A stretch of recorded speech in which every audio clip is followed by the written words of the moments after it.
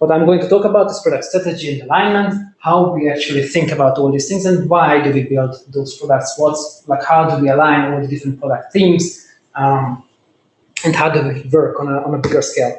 The reason I'm doing that is that Emarsys is a rather big organization. We have around 250 people in R&D, so that's the personnel actually working on development, UX, and product management, like ourselves. We have 8 product areas of different things. I don't want to go into different parts of Emarsys, but we have a lot of different organizational structures, way more than 20 product managers working at the same time on different parts of the platform. And and next to this, we are not only having a big organization, but we are having a really big and complex product. This is why we have a training team who is going to customers and users and show them how to use this product. This is a big thing. It's not just like a simple tool which you can learn in a day. It takes sometimes weeks, months to actually onboard and start using Emarsys. So this is a big product. A lot of things are happening at the same time. You can imagine that 250 people working at the same time, and we need to make sure that we somehow align. This is by far not a trivial exercise. And then I haven't even mentioned that more than 100K employees of SAP where we have joined. So this is just exploding, and this is a really complex. This is becoming really complex. Now, this could be something like this. A lot of fish, they could be just doing their own stuff, but we know that fishes, it's going to be even more funny if animation doesn't work. Fishes can somehow communicate to each other, they align, and then they turn into something together. And this is what we want. We want a lot of people, a lot of teams working together, and then turn into one coherent product, which at the end marketers can use and enjoy. So what I'm going to talk about is how do we build alignment in the product organization. I'm Gergő, Horányi, VP of Product of Emarsys, and my job description is actually making sure that this happens, and I'm working with all the product teams here. So, but you could say that, well, that's super simple. Let's just let's build like a control center, and then we can do we can make all the decisions, and no problem, right? Some smart people sit together in a room and they decide whether that feature should be sunsetted or maybe that should be built, and that's it, right? That it could be that simple. At the same time, we know very well that this doesn't work. There is a guy called Marty Kagan. He's talking a lot about empowered product teams, and he even wrote a book. I'm not getting any commission that I'm advertising it. I'm just really loving this book, and I'm really recommending for you to read it. It's not only for product people, it's for basically anyone who is somehow involved in building products at the end of the day, including UX, engineering, and all that. It's a great book. And what Marty is talking about is that you need to empower your teams. You need to make sure that they can make their own decisions, and you are not dictating anything to them. You just give them directions. And this is really what we are believing in. The first thing when you start to think about it is that you need to tell them why. Why do you exist? Why did we build Emarsys at all? Why Emarsys exists? And actually, this is very easy for us to answer now because there's a lot of research. We have shown you some examples. Lucy talked about abandoned cart of pizza and all those things. And you were laughing that, yeah, it's a silly use case. But what research shows, it's actually, this one is done by Google, is that 40% of people will spend more if they receive a personalized experience. So maybe not you, but then you will have to be responding differently. You will be buying more, spending more, if that email or that push message is a personal experience for you. So it not only have your name, but maybe some details about your past behavior and all those things. More importantly, more than 80% of marketers on the world think that if they personalize, then they will be better in their job. So this is a really good spot for us because data shows that it makes sense to deal with personalization and online marketing, and people will buy our product. And well, yeah, we see that that's really happening. Now,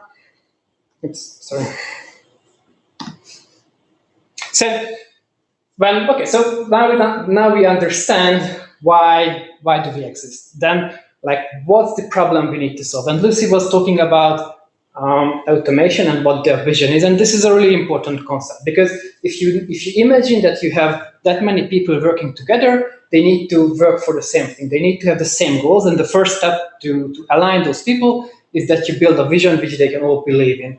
And Emarsys, for Emarsys, well, before I would explain Emarsys, let's do a bit of an exercise, and we can make this interactive. Like, just guess the logo. So this is a brand, not Emarsys, which says our vision is to be Earth's most customer-centric company, to build a place where people can come to find and discover anything they might want to buy online. What do you think this brand is? Amazon. Amazon, yes, it is Amazon, indeed. That's no. Okay, it's Amazon. Yes, thank you. So let's go with another one. It says bringing the best user experience to its customers through its innovative hardware, software, and services. Mm-hmm. They don't do so much hardware, but a bit. Apple, indeed. So Apple is the one who is really saying this, that they make sure that you have hardware, software, and services, and they all work together for one huge, amazing experience. And that's their vision. Our vision is to create better everyday life for many people. We are almost at the end, don't worry. What do you think this company is? Audi. Audi. Audi. Not Audi? Yeah. Not IKEA. IKEA, exactly. So this is IKEA. The furniture shop. I'm sorry, it shows here. So yes, they are actually improving your everyday life. That's their vision. For many people, cheap and all those things. Last one, exerting business outcomes with personalization. This is a tricky one. SAP. Well, a part of SAP, because it is Emarsys. It is our vision. This is what we do. So I said accelerate business outcomes with personalization. This is horrible. I will just turn the camera or laptop and then we can see my screen. So this is our vision, and we are actually taking this really seriously, so much that we are even trying to measure how we are doing when it comes to this. What we are actually doing is that we are looking at the amount of purchases, what we see from our customers, which is attributed to Emarsys. So basically, we are looking at our data, which we are getting from the customers, and we're trying to understand how much of those purchases, so how many times when you purchase, you are purchasing because you receive some communications from us. But you can see here that over the last 3 years, this is an improving trend. Those spikes, what are there, that's Black Friday. That's of course crazy times. There is everybody's talking and sending messages. So that's why data is a bit screwed there. But you can see that there's a slow but steady trend. Which means that really we are working towards this vision. We are doing our job correctly. Lucy also said when she was talking is that it's very high level. It's hard to align with it. So we also started to dig deeper. What's behind this? So let's split it to 3 parts. Time to value. We need to make sure that whatever we build, it's faster to adopt.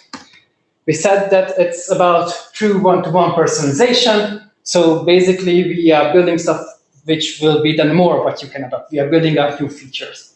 And if you remember back what Lucy was talking about, interactions, it's like a new, truly one-to-one personalization solution. But then she was also talking about how we made it easier to drag and drop nodes, and the segmentation. That's about the time to value piece. So this is how we think. This is how we try to structure our projects so that they are actually building towards this shared vision. And that's how we try to understand what makes an impact. And of course, at the end of the day, as I said, we are about measurable impact. So at the end, we need to make sure that it's more impactful if you adopt it, so that this trend is really continuing upwards.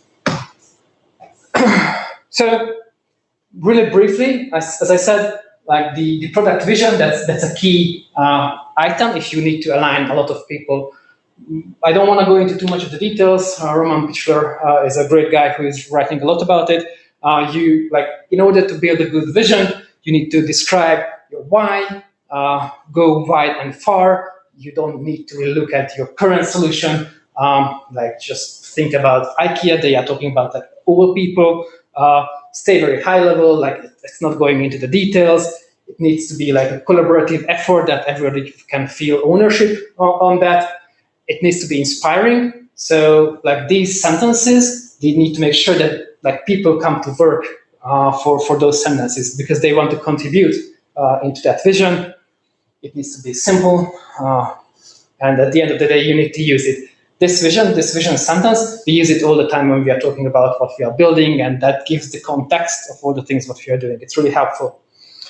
Once you have a vision set and like you made it spread across your organization, you need to come up with a good product strategy, which will drive which will make that vision happen. This is how you will get to that vision. Like just a very quick YouTube video for you. I'm not sure how much. Okay, so like of course that's one kind of strategy. Step 1, collect underpants. Step 2, step 3, profit. Well, life is a little bit more complex, and we need to figure out all those steps, and that's what a product strategy is about. So basically, the product strategy is the way you are going to achieve your vision, which is your why. It will talk about the market you're targeting exactly. So of course, we are talking to businesses. It's a B2B company, but like there are still a lot of kind of businesses out there. So like, which is the ideal customer for us? It's going to talk about the what, like what's the product main value proposition, what's the important part. For us, it's personalization, because we know that it matters, because there's a 40% of people who are buying more because they are receiving personalized experiences. It's going to talk about your business goals, and this is an important one. A product strategy and the product vision on its own is useless. If there is no business behind it, business thinking, business goals, business strategy doesn't exist, then your product strategy is just a nice presentation like it. And at the end, you need to end up with like times and timelines in the roadmap. So at the end of the day, your strategy will be materialized in a product roadmap.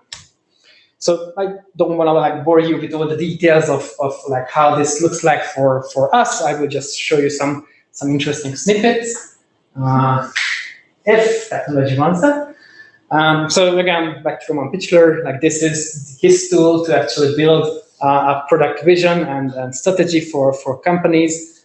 So like this is what you need to think it through if you are building your next product, your next startup, or whatever. These are the things you need to figure out.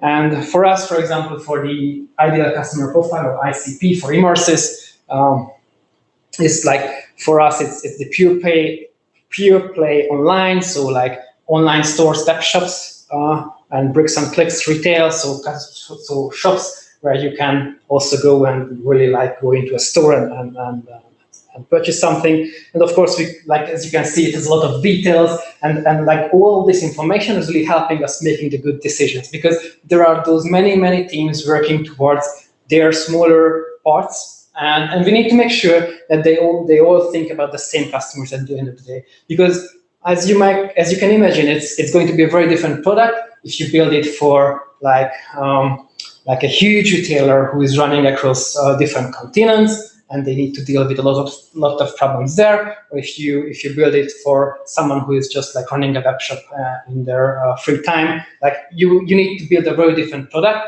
And if we align on our ICP, ideal customer profile, then this really helps us to make sure that we are taking the same personas together. And of course, as I said, like this is just one part of a good strategy. There's a lot of other things which you need to do there.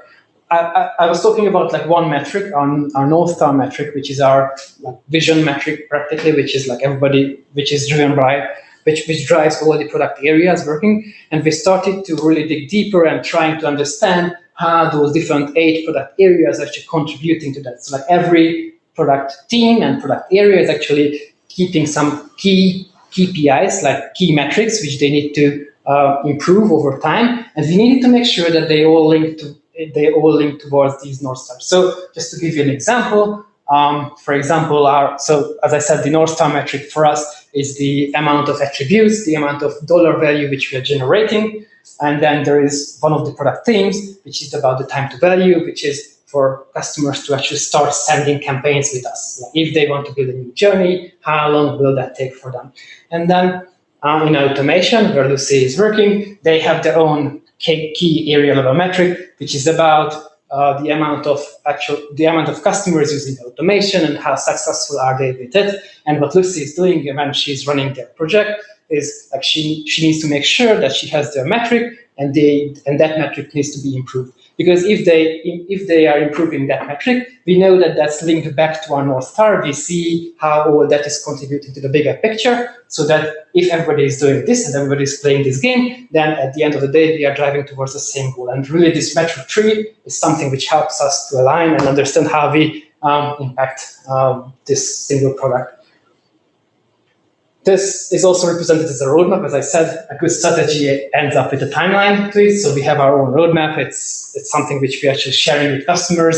And this is this was a big debate in our organization, whether we need to build a roadmap, whether we need to share it with customers, and in what format. Especially in B2B businesses, this is really different than in B2C. As you can imagine, if you are using, I don't know, like Google, and if you have a very different expectation. If you are just like a simple user of Google, you very likely you don't expect a roadmap. But we are a B2B, so business to business company, which means that our customers are not individuals like you. Those are brands. That this is a bigger collaboration, and in those collaborations, roadmap discussions often comes up. They have feature requests, and this becomes a more complex thing. That is why we have this public roadmap built. Now, last, before we end up the session, I wanted to talk a bit about execution.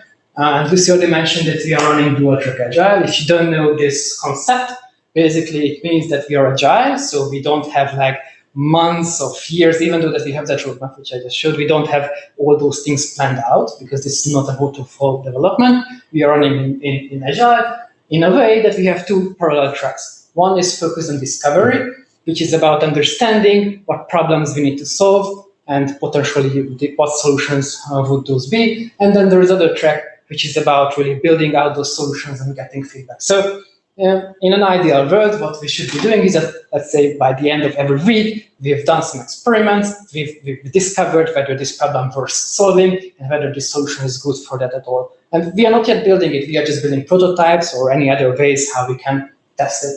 And then once those bits, like in an ideal world, in discovery mode, we are discarding a lot of ideas. We are just iterating, testing whether it makes sense. And once there are those few ideas which are worth building, those will be pushed towards the delivery track and then build them out. So this is the concept of dual track agile, and this is what we are doing as well. We are doing it in our way because, as I said, this is a B2B company. It's not as simple. For example, we have 3 main big launches in a year. As you can see, in October, March, and July, that's when we are doing like a big marketing campaign with webinars and all those things. And we are like trying to push to our customers that yes, we are releasing a lot of features. At the same time, we are doing continuous releases to customers so that we learn fast.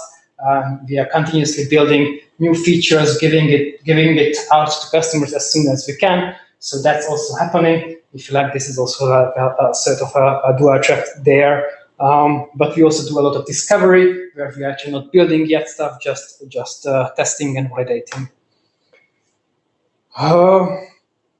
We are running these in 3 main cycles, and this is really useful for us because these cycles will help to align across different things. Because these cycle borders, that's the time when everybody needs to commit what they are going to deliver in the next cycle, even if they don't yet know all the details, like on a high level, what their idea is. And this cycle is really forcing that you need to align with all the other teams so the dependencies are resolved, and this also increases predictability.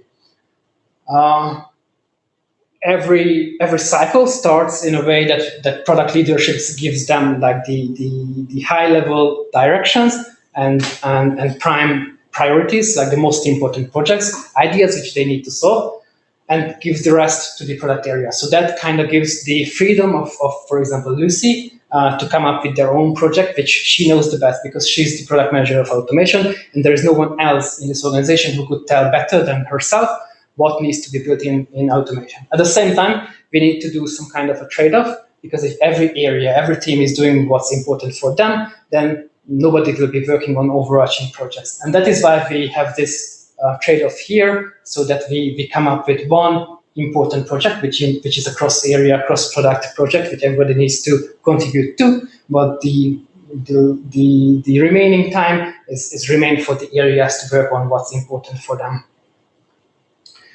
And we also do this thing called cycle commitment. So the teams really commit to what they are going to deliver, which helps accountability and also transparency. We even have our tool. This is something which we've built, and basically, like, we see that yes, every team puts what they plan to build. For example, here I see that the team has committed that they will be doing the web push, that's the browser push, new channel delivery. They will be building that. And at this point, when I took the screenshot, they were at 90% of delivering that. And this product, this is something which is shown to all of Emarsys personnel. They can look into and see how other teams are working and where are they, what they have committed to build. And this again helps transparency and accountability so that we can really think together and build together something, because I know what the other team is going to do or deciding not to do. Yeah, and as we are really getting to the end of this session, I just really wanted to give you like a few takeaways, not a lot, but important ones. You really need to build empowered product teams where smart people can do what they think the best at. So you can't tell people what to do. You need to hire smart people, and you need to make sure that they have the freedom to make decisions. You need to do this by setting a clear vision and aligning on the North Star metric, because that helps them to think about to run towards the same goal. You need to agree on the product strategy, which helps them to focus on efforts, because you can do so many things at the same time, and you need to figure out what are the most important things and what can you push back. And you always need to share business context, because if you're only thinking about product visions and you're building nice presentations, but the business is not behind you, then your organization will talk about different things and you will not get anywhere, because sales will sell something else, marketing will talk about something completely different, and you will just build features which you enjoy building. You need to execute efficiently so that there is no huge administrative overhead. I've shown you some commitments and these kind of things. We are investing quite a lot into making it as simple as possible for our teams, so that it's not like a huge administrative burden for them, but it still helps people to talk. It makes it more transparent and makes people more accountable. For sure, there are no silver bullet solutions like what I was talking about that works for us. This is something which we've learned to do, and we are investing a lot into always improving our processes. We were doing something completely different, or maybe not completely, but very different 2 years ago, but we are always thinking and learning about our mistakes. And this makes our processes better than most of the companies. And as I said, there are no silver bullet solutions. And at the end, if you want to learn more about these things and how you can run product organizations of this size, I really recommend the Empowered book, even though I'm not getting still any commissions. Or you can also read stuff from Roman Pitchler, like Strategize and other books, or just have a chat with us, because this is what we are doing all the time, and we are passionate at talking about it. So with that said, I think it's the last part when you can ask questions, if there are any. Please go ahead. So in the dual track agile, you have 3 months long cycles, right? For us, yes, the way we've done it is like more or less 3 months long cycles, 3-4 months cycles, yeah. So in one cycle, you focus on one project? Well, no, like if you've seen that tool which is about the commitments, you have seen like so many different things. So like for 3 months, teams are doing a lot of things, but we always say that like this is like the one big thing we all need to contribute to. So just to give you an example, Lucy also mentioned this, that for many reasons, which I wouldn't want to go into too much of the details, we really need to invest now into account provisioning. So like how quickly can you onboard customers to Emarsys? That takes too long, so we need to reduce that time. And we said that, okay, for this cycle, which comes next, let's focus on this. Like you could say that we are doing one project, but in reality, this is like 100 different projects driving towards this goal.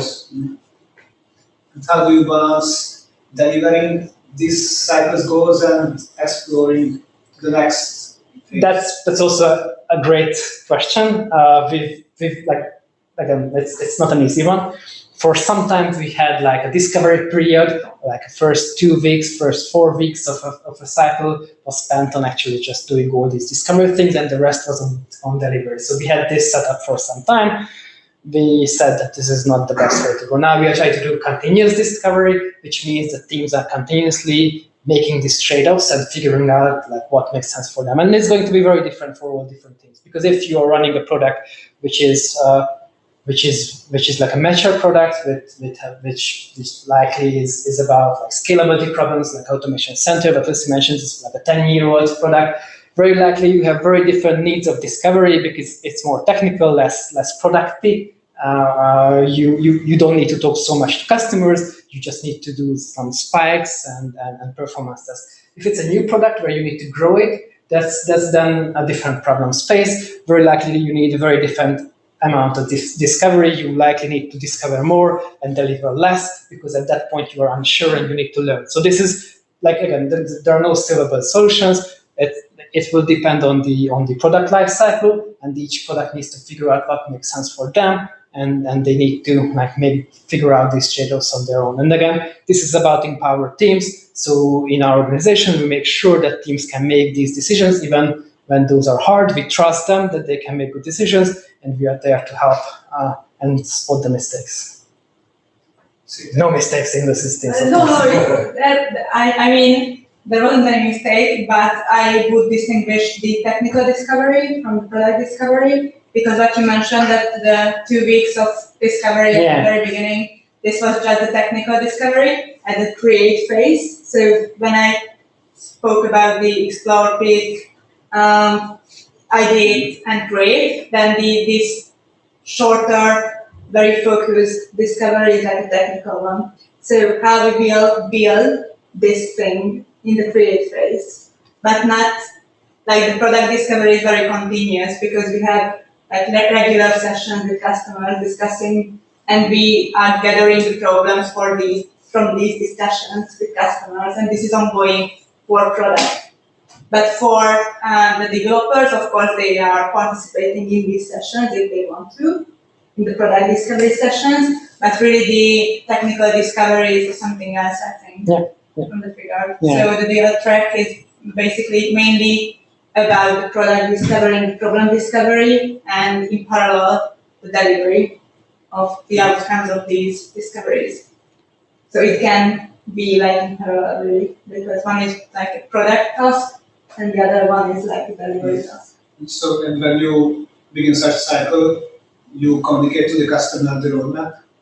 So so actually we update our public roadmap. It's like our public roadmap is for almost like a year time. It's not very specific in that regard. It talks about future and coming next things, but it overarches around the year time of development, more or less. And we update this like at every cycle beginning, because at that point we learn we are smarter what we've been a cycle ago, and we've learned that, yes, we'll not do that, we'll do this instead, or this will take twice as much time, and so on and so forth. So our main competitors, like I would say, as of like since we are being part of SAP, it was quite clearly like it became quite clear. Our competitor is Salesforce actually, but there are some other marketing clouds like there's like Oracle, and there are like huge marketing operations. Which are our competitors. At the same time, there are also competitors who are like just point solutions, but that's a very different kind of competition. So, for example, there are solutions who can send push messages, and then that's it. Of course, we need to compete to a certain degree with them as well, but we'll never be better in sending push messages than them, because that's their business. That's what they do. So like this is how the landscape looks like for us. We are competing a lot against Klaviyo, for example, in smaller markets, but Salesforce is the big enemy for Emarsys and SAP. How do you compare Google's stuff like the analytics? So good analytics for sure. So if you look at the analytics offering, what we have, like likely many of our customers are actually using Google Analytics. for doing their stuff. At the same time, what we understand is that Google Analytics is often not used by marketers. It's more like BI teams and it's bigger operations. Marketers need more straight and simpler answers to their questions. And that is why we started to invest a lot into our analytics solutions. So Google Analytics for sure, but it's not the main value proposition as they don't do personalization. Okay, one more maybe technical question. Are you using some third-party stuff for emails? And, sure. So emails. So actually, we have a rather big email infrastructure. So this is owned by us.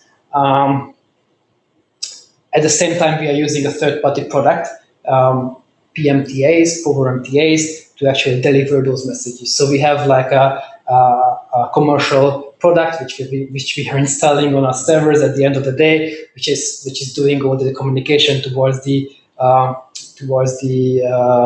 email providers like Google and others. But this is operated by us, and we are making sure that there is that big cluster of mail sending machines who are delivering that insane amount of messages. We have deliverability advisor people who are talking to customers who are really working on deliverability issues. So let's imagine that you are ending up in categorized as a spammer by some of the email providers. Then we have the people who are picking up the phones and talking to some of the big providers,